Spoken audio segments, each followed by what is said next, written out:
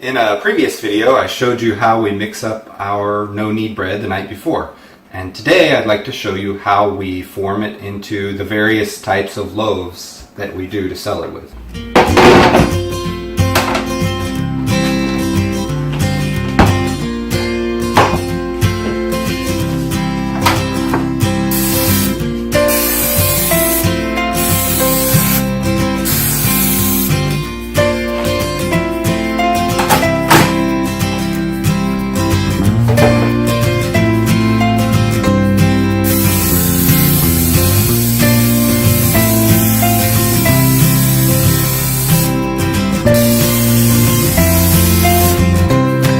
I'll start with garlic. I often do because the garlic takes longer to rise, and I try to start with the ones that take longer so that they're done quicker.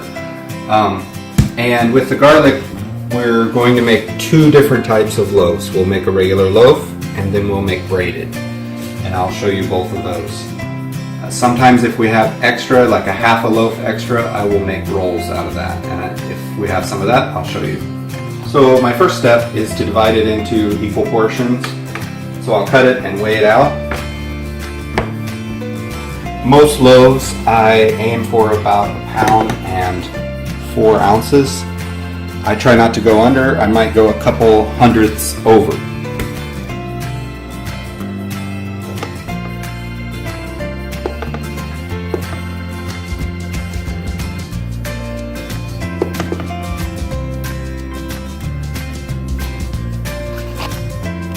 And then I'll line them up here until I get them all divided out and see where I'm at.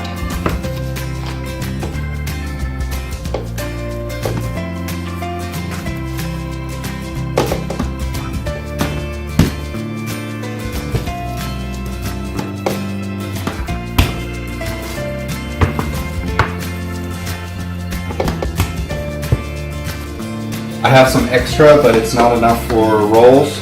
So I'm just going to divide it amongst the other loaves of bread. And I've got 6 loaves, so I'll divide it into 6 pieces. So I guess this time the loaves will end up a little heavier. They'll be a bit larger.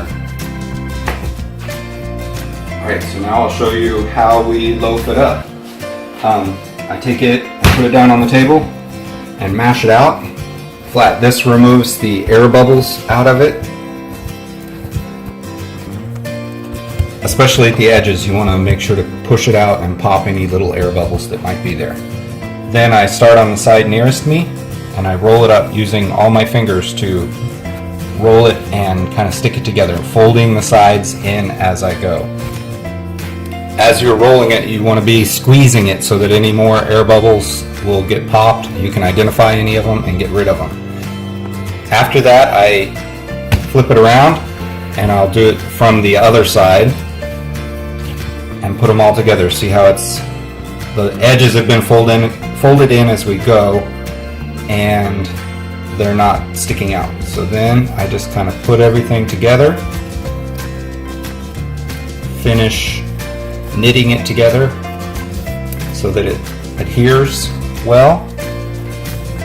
After that I take it, flip it over, roll it a little bit, pushing on the ends to make the nice loaf shape that I want.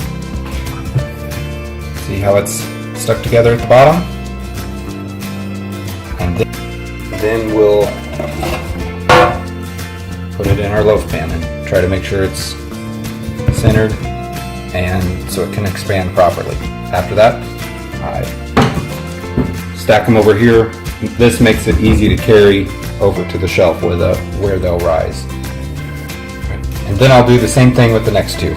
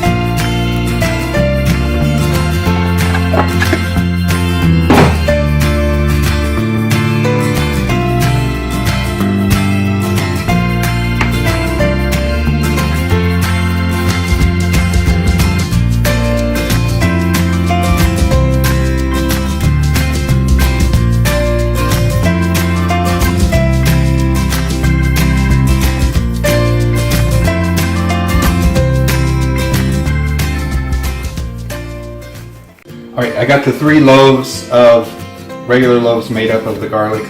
We also do braided of the garlic. So now I'm going to show you how we do that.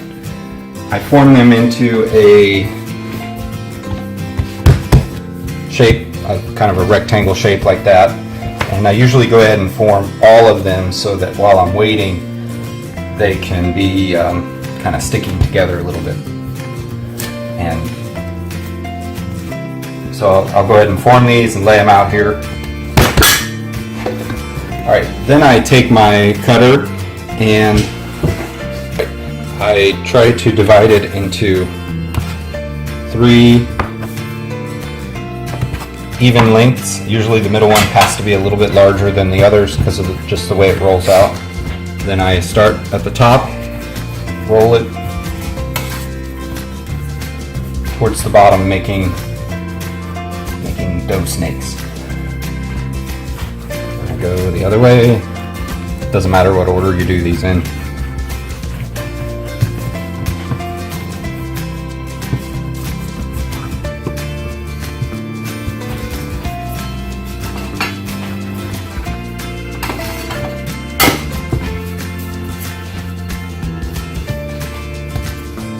Alright, after I have them rolled out where I'm satisfied with them, I'll just start braiding.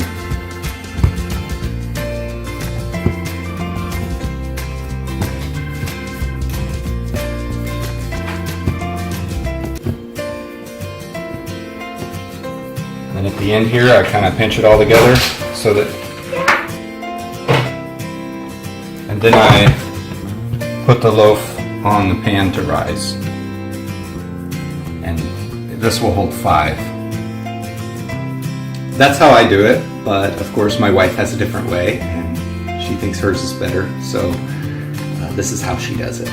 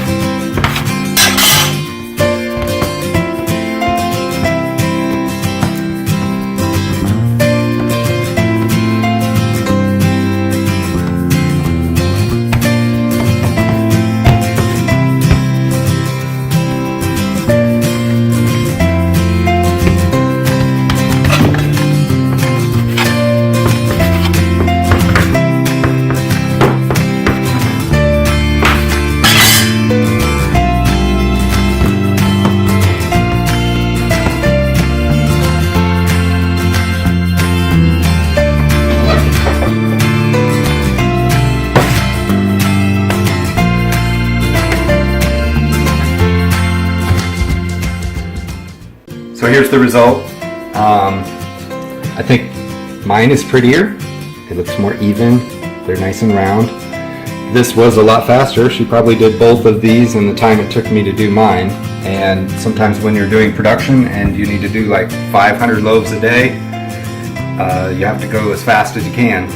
But I still like mine better.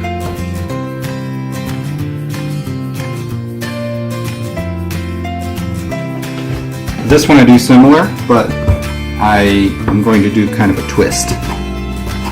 So I slice it in the middle,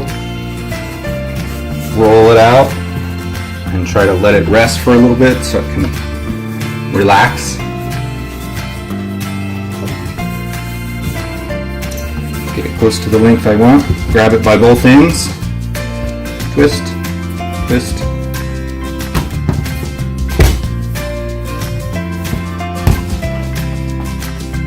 I kind of like to do it this way because it hides some of the imperfections a little bit and you don't have to be quite as perfect as a nice neat round loaf. You do need to let it rest a little bit before you put it in the pan or it will untwist and also shrink. So, there we go. So our last type of bread is long bread, kind of French style but not tough like French bread. We usually use rosemary and Italian. Those seem to work the best for us. We've tried some others, but these have the most consistent results. I'm going to make 2 different varieties of this, 2 different shapes. So I mash it out evenly. I've kind of rolled it out in the cylinders there to let it settle a little bit. So you get it all flat, and then you start at one side and you start rolling it up. And as you're rolling, you're kind of squeezing it also to make sure you get the air bubbles out. And I'm kind of stretching it as I go, not just wadding it up, so that it maintains evenness as much as possible. And when you get to the ends, you got to kind of fold the end in a little bit. And then come back through, and usually you'll hear some air bubbles popping as you do. Fold the end in, crimp it all together. Then I will take it and gently roll it out. You don't want to be too vigorous, or else it will actually end up not stretching properly. Whenever you finish, you want to have it about as long as you want it, just sitting here, because if you try to stretch it as you put it on, it will just shrink back and it won't work. So it should be about the size you want it. Make sure it's about the size, the length of your pan. It's good to have it just a little bit longer because you can kind of squish it in a little bit, and that's fine. But if you try to stretch it, it will just shrink back like a rubber band. So then you lay it in here. And see how it's kind of shrinking up? Okay, then you do it on the others.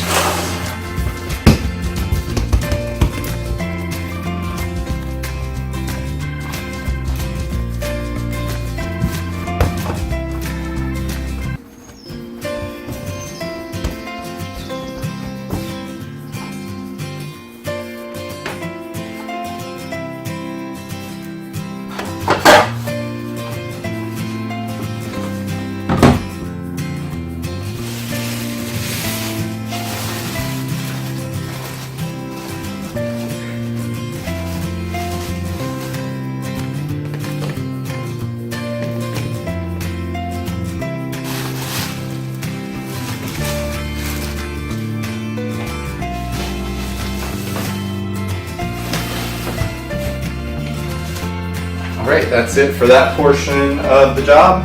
We'll wait for an hour or two, let it rise, and then we'll be back here to bake it. See you then.